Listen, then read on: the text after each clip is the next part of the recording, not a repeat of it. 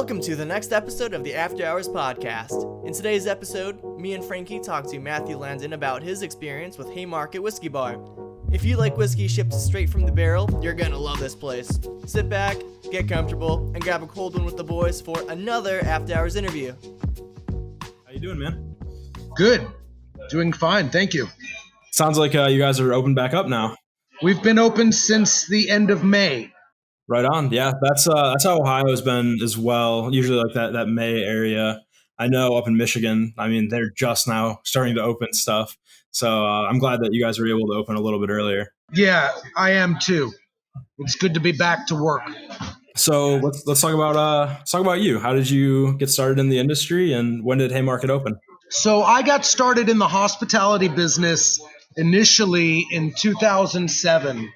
And I first opened a coffee shop called Derby City Espresso. Derby City Espresso here in Louisville, Kentucky, in the same building where the Haymarket is located today. I didn't mean to per se get in the business. I just needed something to do. I had decided that my former career in public relations and translation in Europe was getting me nowhere in Kentucky. I decided to open up a third wave coffee shop, which promptly failed, I should tell you. That's wild. So how did you start in public relations in a different continent and then work your way to Kentucky to open up a bar? It's a pretty long and complicated story. I got a degree in journalism from the University of Oregon way back 20 years ago and moved to Europe, got work with a newspaper in Milan, Italy, and I ended up staying in Europe for several years and working for a variety of large companies. I learned German. I ended up moving to Germany. I worked for companies like Deutsche Telekom and Telecom Italia Lab and General Motors' European subsidiary Opel Automotive. But then after a number of years living in Europe, I decided to return to the United States. My ex-wife and my then young son lived in Louisville. And after being overseas for several years, I decided to be down the street from my son.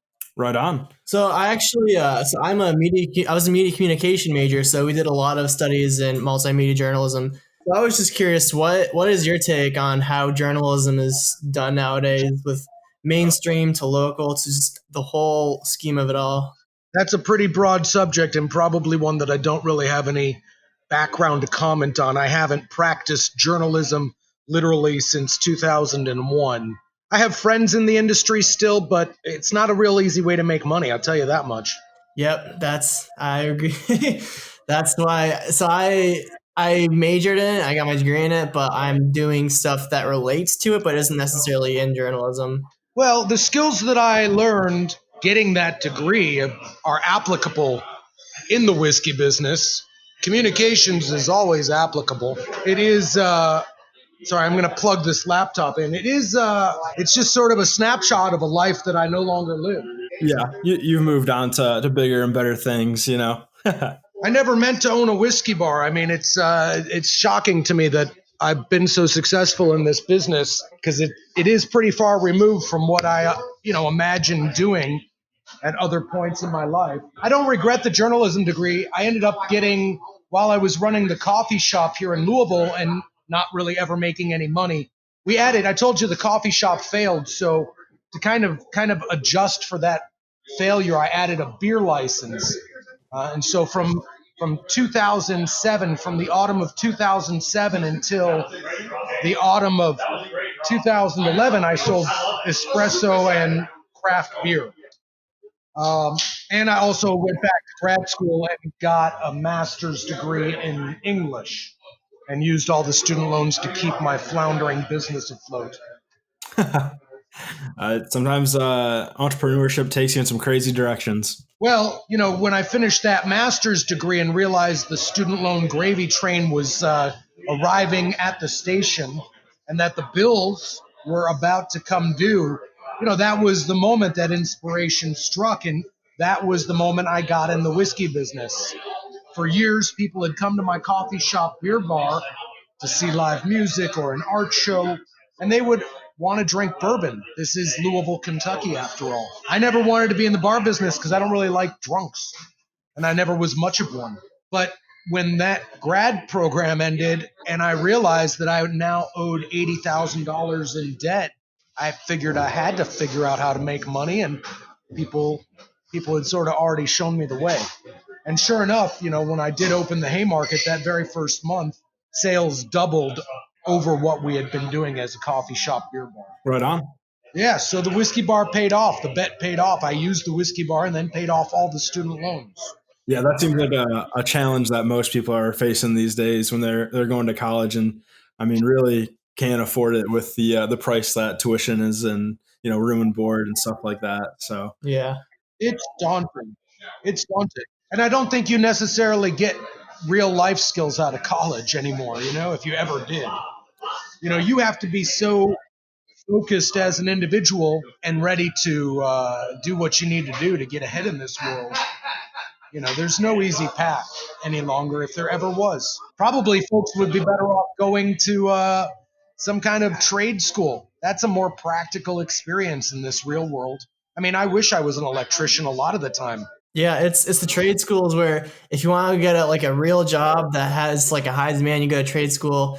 If you want, unless if you're going for engineering or nursing or one of the really higher degrees, if you're going to college, it's really the two things I learned was indirectly was that I need to be open-minded about what I want to pursue, and that also I need to meet as many people and have as many good connections as possible. Because I think that's the biggest thing I got out of college is just all of the really good connections I've got that have led me to where I'm at right now. That's a good lesson as well, yeah. I don't have any connections in the whiskey business with anybody from my undergraduate or from my master's program. But, the idea of being able to tell a narrative, to have a storyline, to set goals and achieve them, to complete projects, all those skills that you have to use to become successful in university are absolutely applicable in this business. right. You mentioned that you really weren't a fan of drunks, and you're not particularly a big drinker yourself. Why did you choose whiskey? Was there an underlying tone for dark spirits?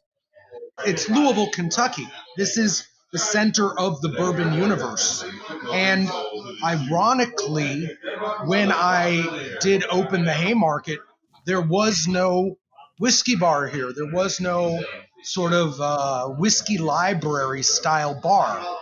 There was a fine dining establishment called Bourbon's Bistro, and a barbecue joint had opened about 6 months before me called the Silver Dollar.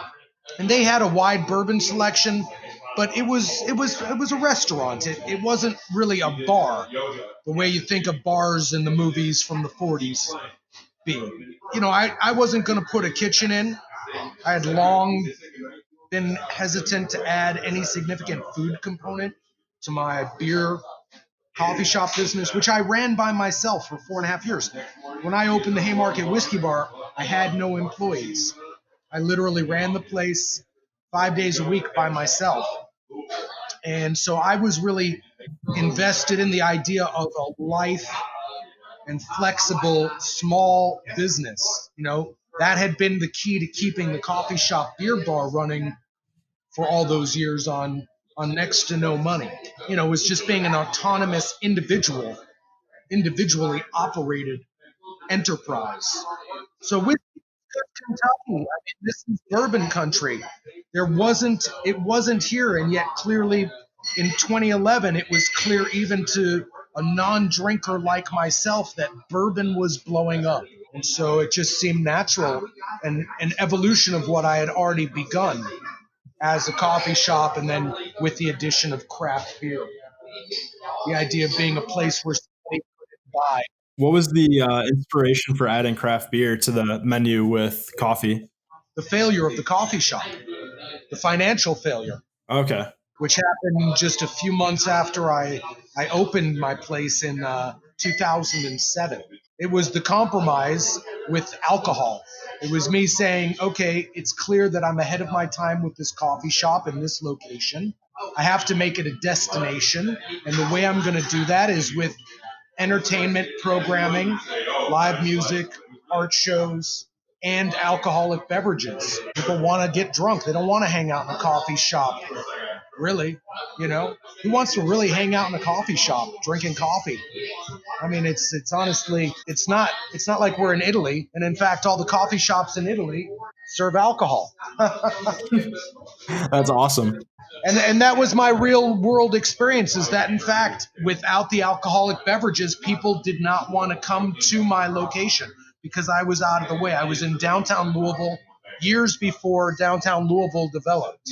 And so it was uncomfortable for people here in Louisville to come downtown. It's a very, very provincial place. And the white flight that occurred in the 70s and 80s,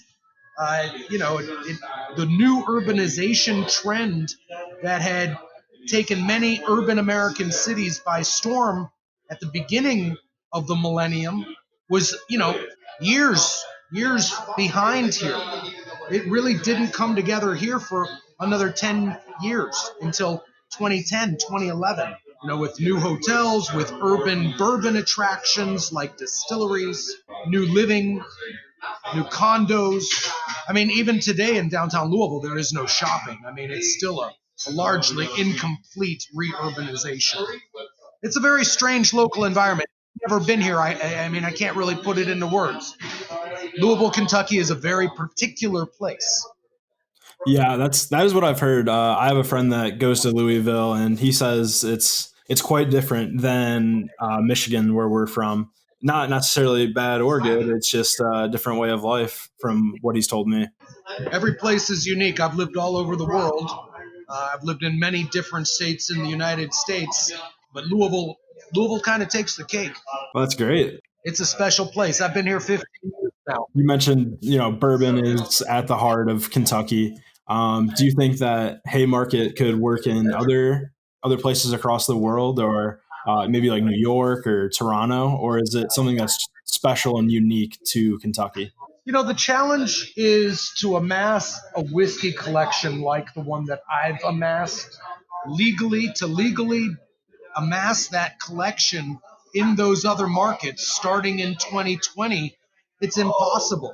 I mean, it's just impossible to do what I've done. You could start up, but you better have a lot of money. If you want to put 400, 500 whiskeys on the shelf, including dozens of hand-selected single barrels, dozens of vintage whiskeys, all the Pappy Van Winkle and antique collections and rare allocated bourbons that you have to be considered a top-flight whiskey bar. It's virtually impossible to do that from scratch. In 2011, it was slightly less impossible. The legality of opening a bar like mine, the cost, the economy of scale, honestly, I wouldn't open it anywhere else. I mean, not to say I wouldn't open a bar somewhere else, but the Haymarket is tailor-made for Louisville, Kentucky, and I don't think it would be viable most other places. We sell whiskey that costs between $600 and $200. And people come from all over the world to my bar. It's not uncommon to have guests that spend $300-400 on whiskey, be it by the drink or by the bottle, because we're duly licensed in this jurisdiction and we act as both a bar and a liquor store. Number one, I don't think that's legal in most states. And that's part of the magic of this place is people come and they taste things and then they buy bottles. Also in Kentucky, we have the vintage whiskey law, which is only legal in a handful of municipalities around America. And this law allows us to buy vintage whiskey, older whiskeys that are no longer in district, and buy them from private sources and then legally sell them on our bar. I don't think that's legal most places. You got to buy everything from a distributor because the way the liquor laws operate, even in 2020 and the 3-tier system, which states that retailers can only buy from distributors. They can't buy directly from producers, and they can't buy from private individuals, even if it's a whiskey or a bottle of spirit that is not even available from the distributor. You're supposed to be able to show a receipt for that. It's pretty unique that you guys are able to serve whiskey as a bar, but then also sell bottles of a drink. I've never heard of anything like that. That's certainly not a thing that we can do here. Not that I'm aware of, no. Yeah. No, it's a great strategic advantage. I mean, licensing's affordable here. I mean, honestly, opening a bar in many other places is just it's a daunting task. I mean, liquor licenses typically are six figures, not in Kentucky, not in Louisville, Kentucky. And then having this steady stream of bourbon tourism, people coming from all over the world to visit the distilleries. And then they need a nightlife. They want to go out in the evening. You visit the distilleries in the daytime, and then you go out to whiskey bars at night. And you try things that you've never seen before and you can't possibly find back home. It's very fertile ground for the Haymarket to succeed in. And even in this post-pandemic world that's coming, bourbon tourism will come back sooner, I think, than a lot of other things, because bourbon tourism, by its nature, you can socially distance and drive to different distilleries and take different small group distillery tours where you can largely stand apart from the other people on the tour. Kentucky hasn't been a COVID hotspot so far. We've had pretty good leadership here. And, if that holds true, and Kentucky is one of those top 10 states in the union with the least amount of COVID, people are going to feel safer coming and traveling here. Also, we're very centrally located. We are basically a 3-hour flight from everywhere in America east of the Rockies. We're a 5-hour drive from places as distant. We have St. Louis, Chicago, Indianapolis, Columbus, Ohio, Cincinnati, Ohio, Knoxville, Tennessee, Nashville, Tennessee, and I believe even Memphis, Tennessee, all in a 5-hour circle by driving. And there'll be more people driving now than flying for the next year or two. We've already begun to see the return of tourism to Louisville, and it's mostly people driving. They're road tripping. They're going on road trips, bopping in and out of different towns, checking it out, spending a day here or a day there. So what's the furthest guest you've ever had someone come from? I've had guests from as far away as China, Japan, Scotland, Brazil. I don't know by mileage. It's probably China, I guess. That's fair. It's on the other side of the earth. Australia, we've had Aussies in here. Lots of Europeans. People love bourbon whiskey.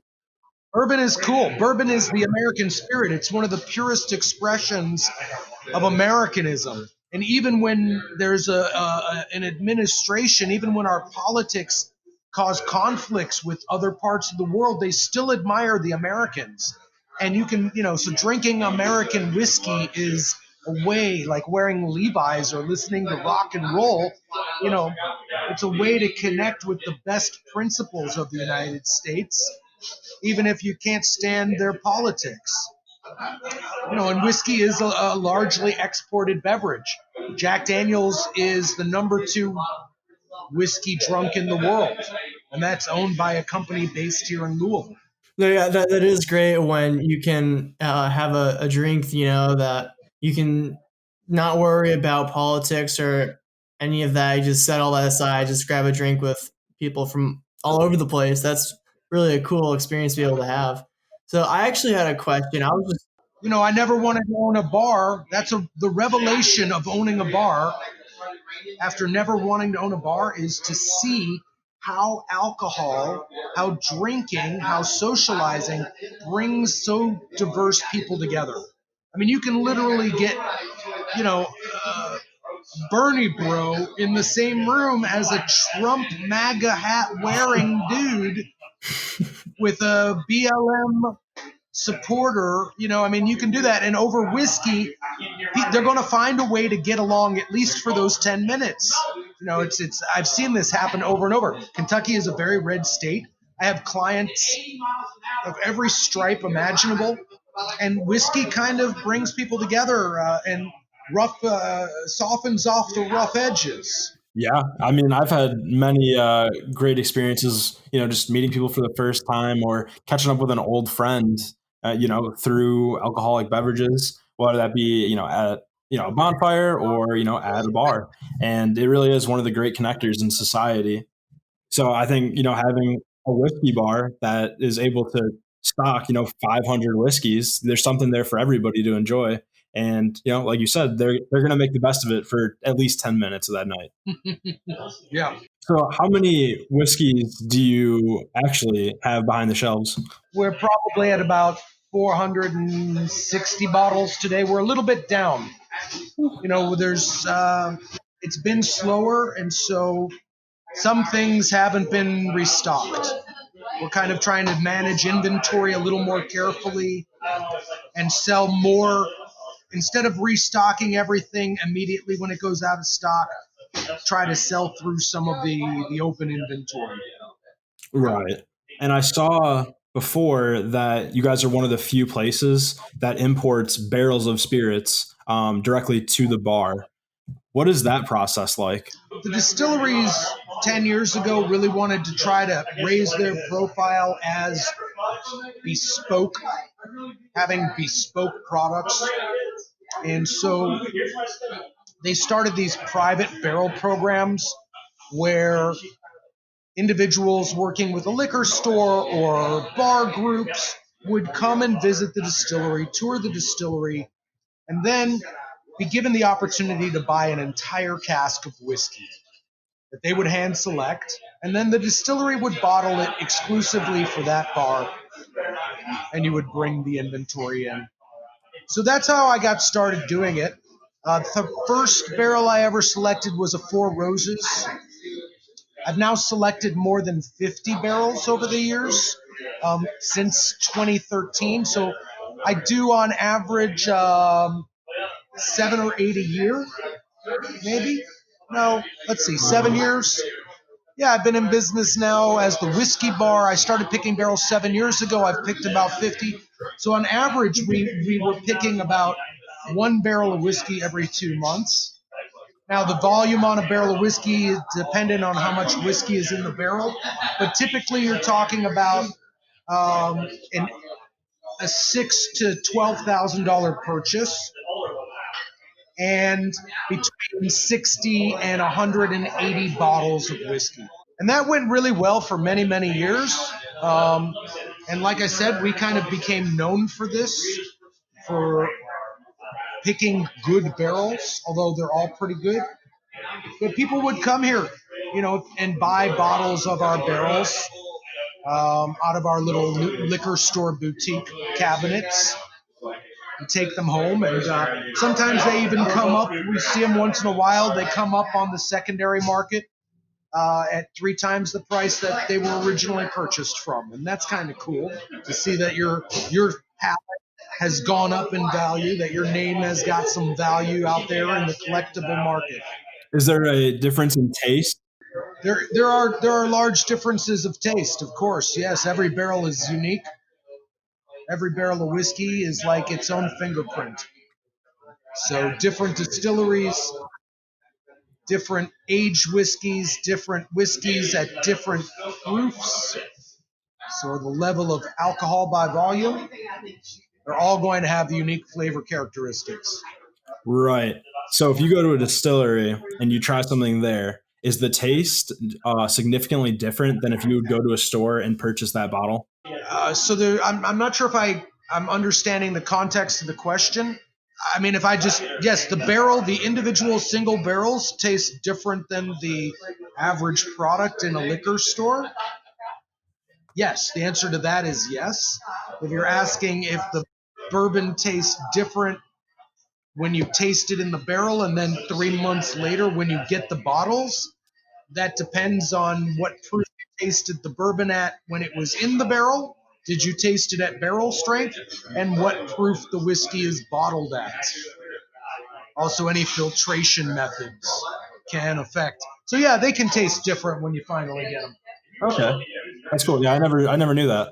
So I had a question that sparked some curiosity. Earlier on in the podcast, you mentioned that it kind of sounded like you had a past experience with drunks and you're not liking when people get a little too drunk. So I was just wondering if you have any interesting stories from the past at Haymarket where you had to deal with someone that just maybe drank a little too much.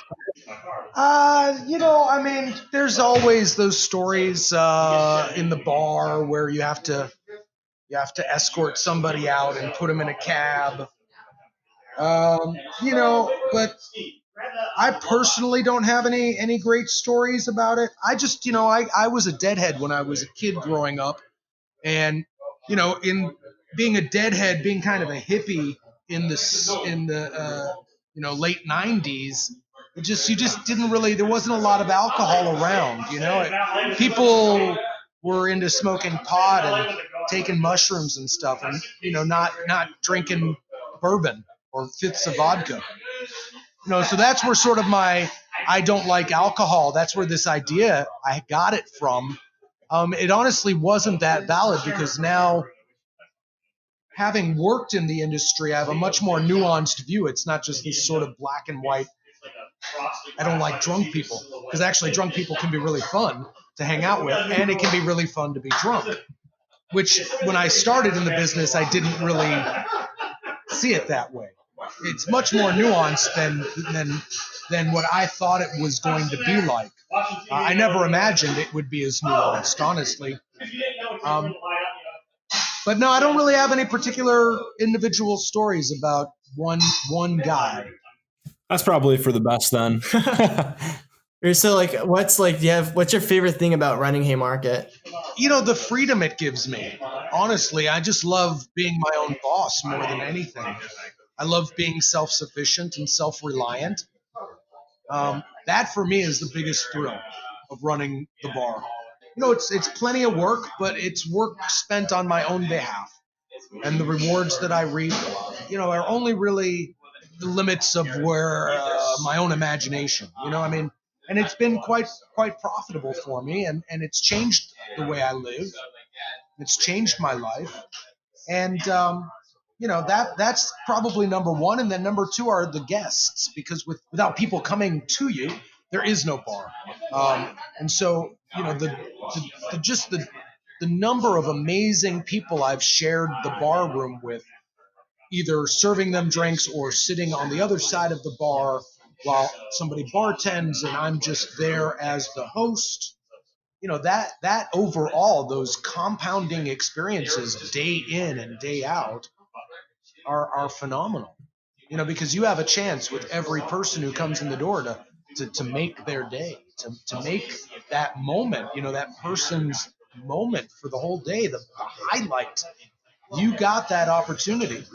And you do it, when you do it and you see people's eyes light up and you talk to them about the whiskey, or you make them a fabulous cocktail, or you just, especially now with people having not socialized for months, people are hungry to just talk to a stranger. They're kind of like, I just want to sit in a bar and have a meaningless chat about the weather or drink a couple of whiskeys.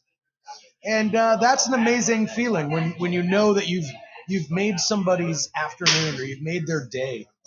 And you hope, of course, that they take that with them. And we have customers that come back every year. They're either business travelers or they visit Kentucky. They drive through Kentucky annually on their way to some other destination. And they literally make it a point to come and see how we are doing. They feel like they're invested in the room itself. They want to see what's changed. They want to see it grow. So many people in the last month have been like, I'm so glad you're open again. And when we tell them that we're not planning on closing again, they're very happy. And that gives me a lot of personal satisfaction as well. Absolutely. And it's pretty awesome that every person that comes through your doors, they've been impacted by either you or the staff there or the alcohol that you provide. Are you a firm believer that there is a whiskey for everybody? No. Some people don't like whiskey. Okay, that's a good answer. Yeah. We don't try to force them. We want people. I believe there's a drink for everybody, and that I can serve that drink to you. But no, if you prefer a cocktail, or if you prefer a vodka, or if you prefer a soft drink or a juice, it's. I don't think there's a whiskey for everybody. You're not born a whiskey drinker. You've got to acquire the taste. And if somebody's not willing to drink the whiskey that's necessary to kind of learn to taste the whiskey, Mhm. then, there's nothing wrong with that. Right. How has your flavor profile advanced since opening, Whiskey Haymarket and being exposed to hundreds of new whiskeys? My tastes have changed pretty dramatically over the years. I've drank a lot of more whiskey now than I did in the beginning. To become who we are today, I had to drink a lot of whiskey yesterday. I typically go for lower proof whiskeys now.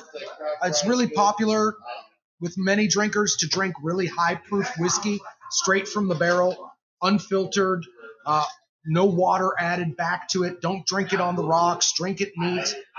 And actually, I prefer whiskeys under 100 proof. And I often prefer them on a big piece of ice because I drink less than I did at the beginning. And because, when I first got in the bar business, I kind of got seduced by alcohol and I kind of became a bit of a drinker myself. However, I've now been selling alcohol, high proof alcoholic spirits for 8 years. And I've seen many people in my industry lose their shit, so to speak. I've seen suicides, I've seen drug addiction, I've seen alcoholism. I've seen people lose their businesses because they couldn't make responsible choices. So I'm pretty careful with how I approach alcohol because I want to keep my business going because it pays for me to go scuba diving. And so I mostly drink lower proof whiskeys these days. I like vintage whiskey flavor profiles quite a bit. So whiskeys from the 1960s and the 1970s. Whereas when I first got started, I was drinking everything. Now I'm a little more picky. Right. I mean, that happens over time where you figure out what you start to like more and you really don't have to experiment as much now that you have a more refined definition for what you like. Obviously, you can still always, grow and expand, but it seems like right now you're at a pretty happy medium. People ask me what my favorite whiskey is all the time, and I do tell them it's the one that I've yet to try because I am waiting for that next big surprise, something that's unexpected.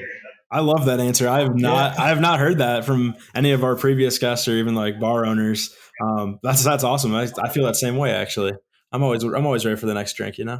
I know what I like, but I'm still ready to be surprised. I don't want to close the door quite yet. I feel that's always, as I've gotten older, I've kind of done that a little bit with my musical tastes, and I see that it is a little bit self-limiting. You mentioned you were a Deadhead before, so what kind of music do you like from modern artists? I don't even know what you would consider modern. I honestly don't really listen to modern music. Pretty much everything I listen to is from the last century. Okay, I was just wondering. I listen to a lot of dead people, lots of old blues and jazz artists who are no longer on earth. I guess I like, let's see, I'm trying to think of somebody modern who's making music now that really gets me going. I like Gnarls Barkley. That's but he hasn't made anything in a while, has he? Gnarls Barkley was cool. Yeah, he's I think he got out of the game. But he was modern like 5 years ago, I guess. Yeah, no, there's honestly, I really don't listen to modern music. And which, I'm probably missing out on stuff. That's what I'm saying is I don't want to have the same attitude towards whiskey because I don't listen to modern music. I pretty much don't know anything about it. I'm pretty much like that old guy who's like, get off my lawn. I'm trying to make some great art out there. There's got to be some good art out there. I guess Kanye West is up there. My son really likes Kanye West. But pretty much if my son listens to it, I don't. It's a generational thing. Do you hear he's running for president now? I think that's a joke. It was Twitter official. Yeah, I don't believe in Twitter. I don't do Twitter. That's probably a good thing not to believe that. Yeah. Yeah, I mean, I'm pretty outside that reality. I don't live in that world. I did hear that, but I find it hard to take seriously. Yeah. No, yeah, Twitter is quite the platform. But outside of Twitter, so you have a lot of interest in whiskey. Have you really explored a lot outside of whiskey and in wine or beer or other liquors? Well, I was in the craft beer business for a long time, so yeah, I've drank plenty of beer. I don't know much about wine. I've never really been interested in it. I suppose if I lived somewhere, when I lived in Italy, the lesson that I learned was just order the table wine, whatever the restaurant was serving, whatever they're not a fancy bottle. There's a million bottles. They're all marketed to be great. They cost this, they cost that. Just order the table wine. No, my interests in spirits are not. I'm not very knowledgeable about anything other than whiskey. Beer, I know a fair amount about, but these days I mostly just drink Shiner Bock and Coors Banquet. My beer tastes have really changed. I'm not really don't like craft beer as much as I did 20 years ago. I lived in Oregon. I went to the University of Oregon. So I was drinking craft beer. I was drinking IPAs starting in the 90s. I was drinking Sierra Nevada at Grateful Dead shows in 1991. So I've been drinking craft, quote unquote craft beer for nearly 30 years now. And it just I feel like I've kind of seen everything under the sun. Sure, I mean, there are milkshake flavored beers now and grapefruit flavored beers now. But I kind of, I got old and fuddy-duddy. I just feel like beer should sort of taste like beer. Mm-hmm. I don't want to have an upside-down cheesecake beer. Or for that matter, an upside-down cheesecake whiskey. Straight whiskey here in Kentucky, it sort of is what it is. Form fills the content. And, you can have variety within a narrow range, but some things you don't have to, constantly reinvent. Yeah. And you mentioned you were drinking craft beers 30 years ago. Is that really, the start of craft beers? Like, when did it start to get big, in your opinion? Sierra Nevada just celebrated its 40th anniversary. Anchor Brewing, run by the Fritz Maytag, was one of the very first. They made a beer called Anchor Steam.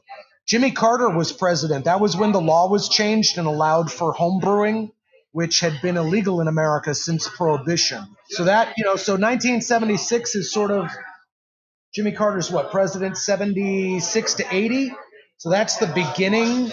I think by, so 20 years after it became legal, you had really the beginnings of nationwide branded alternatives to Budweiser and Miller and Coors. So yeah, when I was a kid, it was pretty big, but then it got bigger. I mean, the heyday is now, honestly. I mean, there's more breweries and brew pubs and styles of beer than ever before. This is peak beer right now. Probably COVID is in fact where it starts, numbers start going down because a bunch of them won't survive. They'd already been oversaturated for a minute or two, but it's never really going away again either. There'll always be infinite beer styles and infinite beer brands now.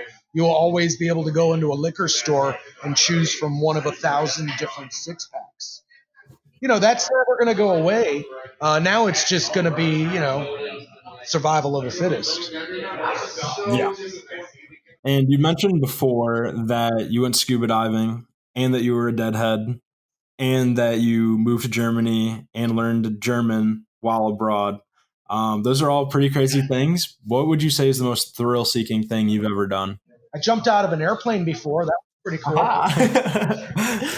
It's funny. There's always the cliches whenever we ask that kind of question. People always say, "Oh, I don't know. I mean, like, I've never jumped out of an airplane." But you are that one guy who has done that. That's awesome. So I'm really into scuba diving, but that's a very relaxing sort of. It's not exactly thrill-seeking, although it has moments that are thrilling. I've scuba dived hundreds of times. I'm a dive master. I own all my own equipment. My dream retirement package includes a beach house and a boat and the ability to just go out diving whenever I want. But for absolute thrilling, I mean, yeah, jumping out of an airplane was pretty freaking thrilling. What made you want to do that? I did it for charity. I'd never done it, and a local charity was basically, if you donated X hundreds of dollars to the charity, you got to go jump out of an airplane. And I just thought it was a great cause, and why not go grab that experience? You know, my father had jumped out of an airplane. He told the story about jumping out of an airplane and he broke his leg on the landing. Ooh. And I'd always remembered that story as a kid. And so I felt sort of like, well, I should try it as well. Let's see what happens, And I didn't break my leg, unlike Pops. That would probably deter most people from ever getting in an airplane. But I like your mentality, just I'll try it, give it a go for myself, and we'll see where we go, Did your dad tell you to break a leg before? He didn't know. I didn't tell him. I didn't tell him I was going till after. That's probably for the best. I didn't want to ruffle his feathers. So when you went scuba diving, where did you go for that? Did you go out in the ocean or out into one of those rivers, or where did you go for that? So I got certified to be an open water diver, which is the ability to dive to, I think it's 20 meters, which is about 60 feet. Okay. And I did that in Thailand, in the Aden Sea, I believe. It's the ocean off the coast of Thailand. And then I've dove many other places over the years, exclusively in the sea. I've never really dove in fresh water.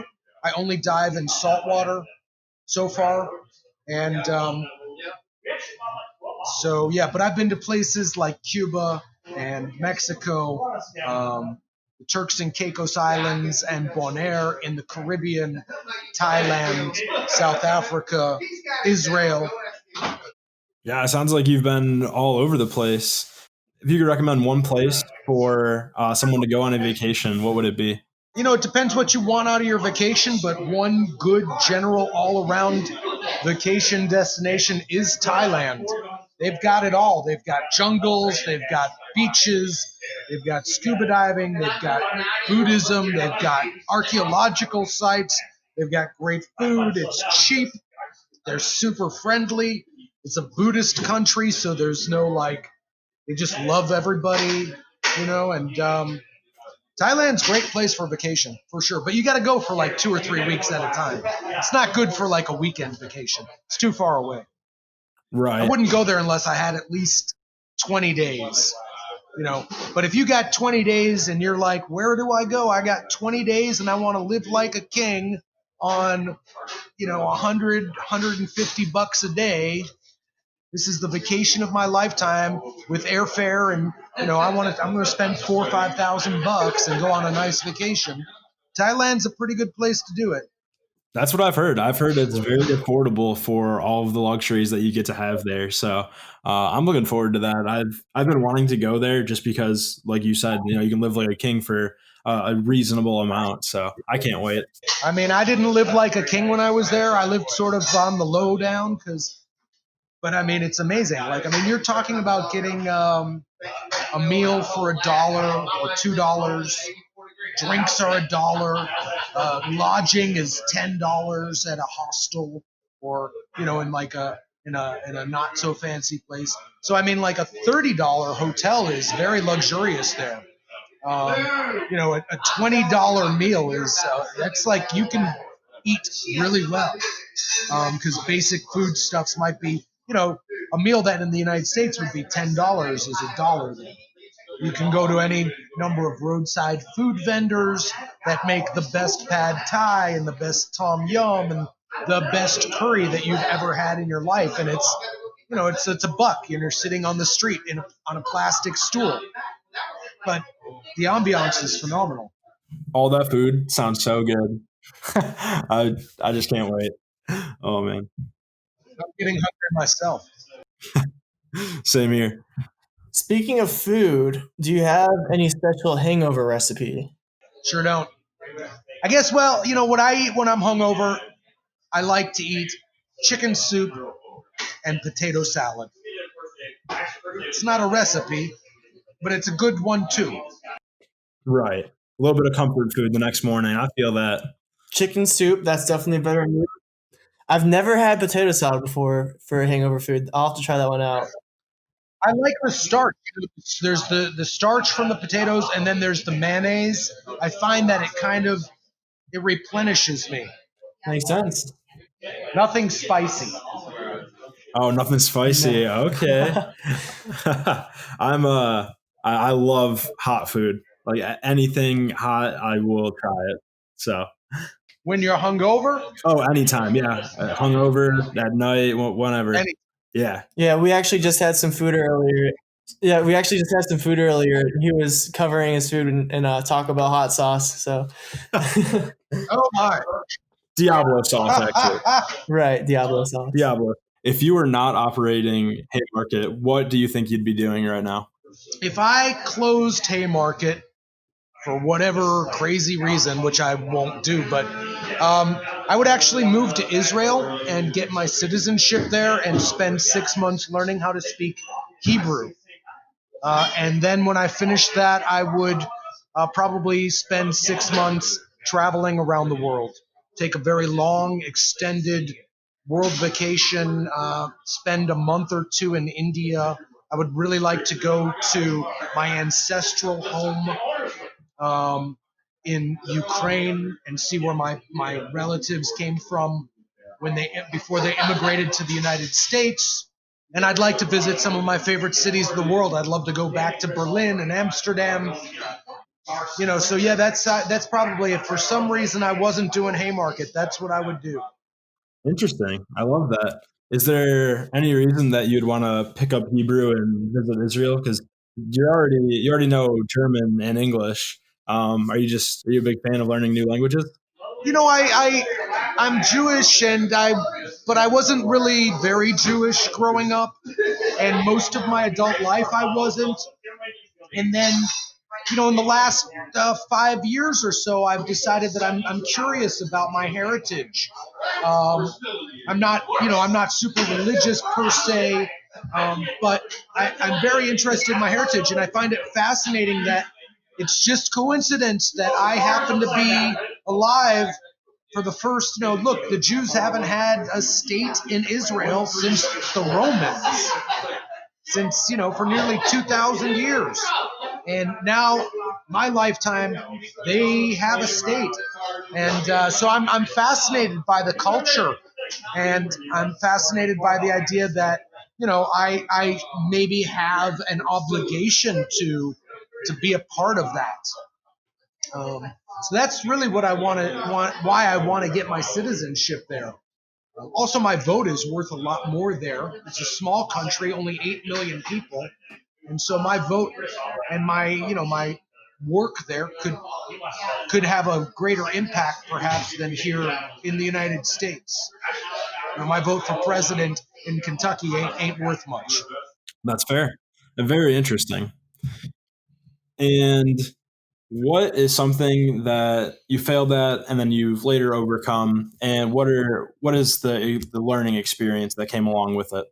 So I used to hate swimming in the ocean. I used to have panic attacks when I would swim in the ocean because I would swallow salt water and lose my breath, and a wave would crash or something. And I was very timid around swimming in the sea. I got a snorkel. I got a snorkel and a pair of goggles. So, now I had no water in my eyes bothering me, no salt water, and I could breathe fresh air and not get hit by waves. And even if I did get hit by a wave, I could then go back to the fresh air without panic attack. And that was scuba diving. That was sort of why I wanted to learn how to scuba dive, because I had this sort of fear of the ocean, and that had been caused by numerous episodes of swimming out, in Italy in the Mediterranean Sea, a beautiful beach scene, and you want to go swimming, and then the next thing you know, a big wave crashes, and all of a sudden you're drowning and you're gasping for air. It's not very much fun. So Sounds pretty terrifying. And for anybody that is looking to join the industry and maybe even open like their own bar or whiskey bar, what is some advice that you would give them? You want to make $1 million in the whiskey business? Start with $1 million. Don't do what I did. I mean, the odds of me doing what I did are 1,000,000 to 1. There were so many inflection points where I could have failed or I could have walked away. during the years when I wasn't making any money, when it was a coffee shop and the coffee shop failed, I could have walked away. Then I added beer, got myself into even more debt. I could have walked away and not gotten in the whiskey business. It's a very challenging industry. The advice for anybody in the booze business is to don't become enamored of free booze. Don't become enamored of the big companies, the big distilling companies that are going to want to take you out and take you to the party and get you drunk to make a good impression on you so you sell more of their product. Hold that stuff at arm's length. That's an illusion. That's not the real business, And it's very easy to get into that party mode where you're like, oh, everything's paid for by the brands. And then you're obligated to the brands. I don't like really being in debt. I don't really like being obligated to people. I mean, I like doing things for people. I like being a good person, but I don't like feeling that I owe people something because they did something for me. So there's a lot of money spent in the industry to win the hearts and minds of the bartenders and the bar managers, junkets, free this, baseball caps, T-shirts, including free trips, plane tickets, vacations. Come to our distillery in Mexico and we'll put you up for 4 days in our hacienda. But it's a bit of an illusion. That's a unique perspective. I've heard of these manipulative tactics before, but it's the first time we've had someone on the show bring it to the forefront. And yeah, it's very strange. At what point do brands start approaching you to this capacity with incentives and stuff like that, if you don't mind me asking? I mean, I think that as an individual bartender, brands are always, they don't really, they're always reaching out in a general way. But then, yes, I mean, I think it's social media. When you have X amount of followers, when you become it's like with chefs. Like, when did Anthony Bourdain just stop being a cook? Why did that guy get a TV show? I mean, thank God he did. It's a fascinating show. He's a cool guy. But like, when did he go from being just another schmuck in a New York kitchen doing cocaine to, being Anthony Bourdain? There's that moment in the bar business for bartenders where you go from being just some schmuck bartending to getting known by the clique, the insiders, the golden 100. And there's always a golden 100 in your town, there's always, because, it's how much are you selling? How well are you promoting? And but it's very vapid, and just as quickly as you hit the top 10, you're back in the gutter. I mean, brands treat bartenders like bartenders treat brands. Any individual brand on the back bar hypothetically is replaceable tomorrow, and that's exactly how they treat bartenders. That's how the marketing teams treat you. So there's an enormous pressure to get to the top of the game and then to stay relevant. And it's a losing value, because really they're always going to be looking for the new thing. They don't really want the 20-year veteran, the worldly wise, slightly cynical, curmudgeon-y. God, nobody wants that guy. They want the young, beautiful, hot cocktail bartender. Nobody lasts forever. And as soon as one of the lessons I learned, having gone through the complete cycle of being the hot thing and then falling out and not being the hot thing, is that you have to, that's an illusion.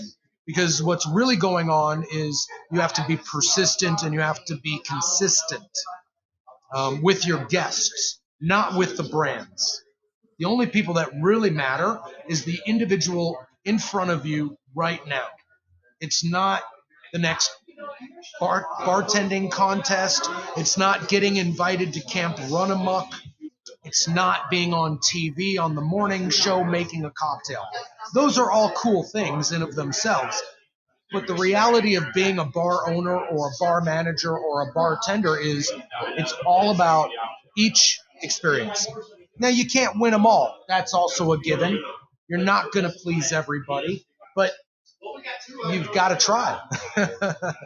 And when you don't try, you can also accept that. That's like called mental health days. Some days you don't want to go to work, right? That's for everybody. But when it comes to the scene within the bartending scene, my advice to people is to dip your toe, but don't jump in head first, because the bartending scene, I think, does more damage than many things in the industry. Proceed with caution. Proceed with caution, because you're probably going to be drinking, and your mental faculties will be influenced by the alcohol and by the gimmicks and the freebies. And everybody's going to be your best friend, and they're going to tell you, man, bar world is forever. Yeah. Come as a friend, leave as family. These cliches, that are bar family. It's not a bar family. You're not your fucking family. They're people you work with. And if they work for the distillery and you work in the bar, you're playing at different levels in the three-dimensional chess game of life. That's my own experience.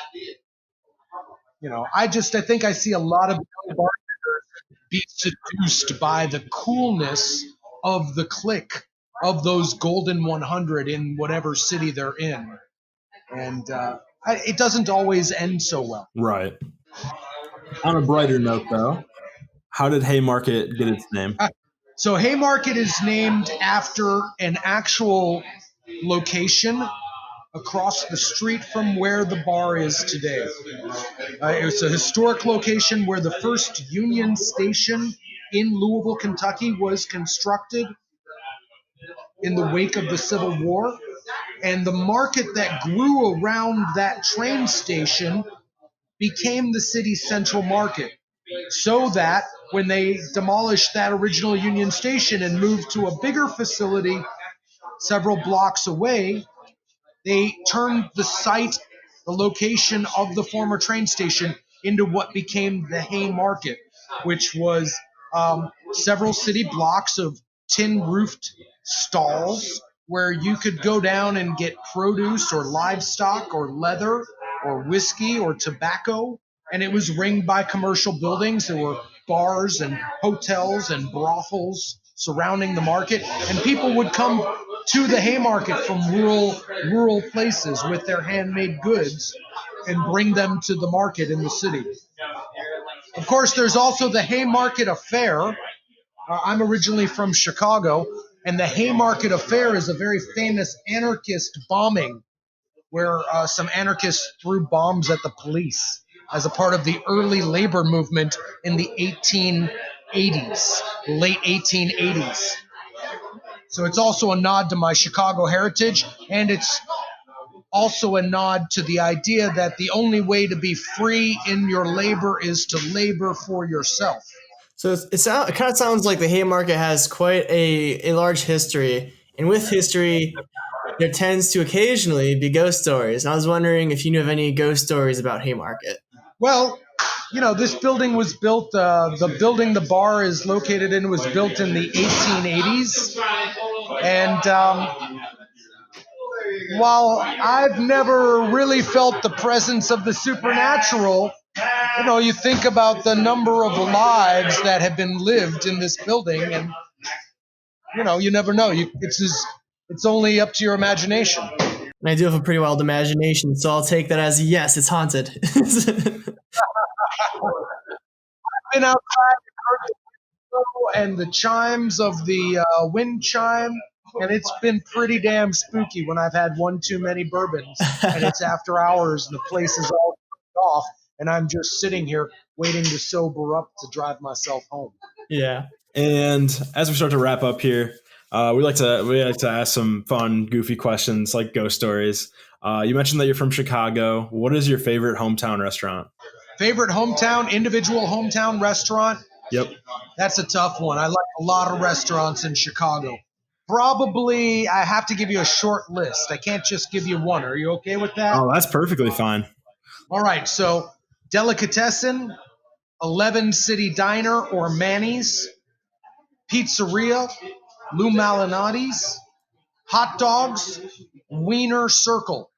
And then for general comfort food, there's a place called the Continental that I really love. It's out by my parents' house in the suburbs. And it's a Greek guy, and he's got like a 16-page menu, and it's got everything you've ever wanted on it. Damn. Does that include deep dish pizza? No, it doesn't have deep dish pizza. But he has sour cabbage soup and mushroom barley soup.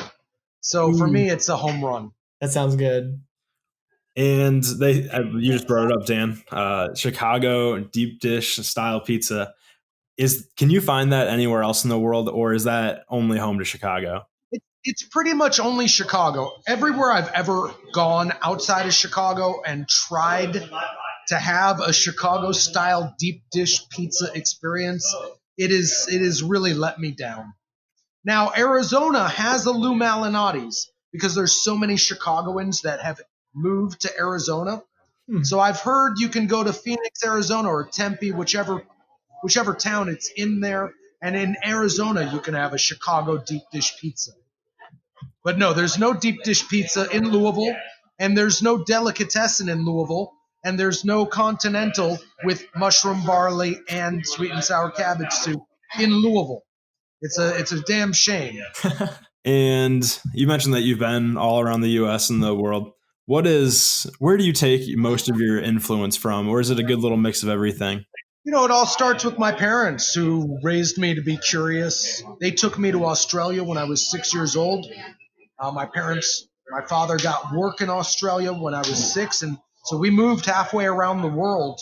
And that, for me was, that's the archetypical fundamental experience, is as a very young developing child to go somewhere different and see that, the world is a big place and it's very diverse, and people speak funny over here. They speak different. They eat different foods, and so I think I take the most influence from my parents, who taught me to be, open-minded and open to experiences and willing to be flexible and to try to be good. And, they taught me a good work ethic and to have a moral and ethical character, that it's not about the dollar. What you do isn't who you are. You are more than just your job and more than just your possessions and the things you have. So I'm very grateful for them.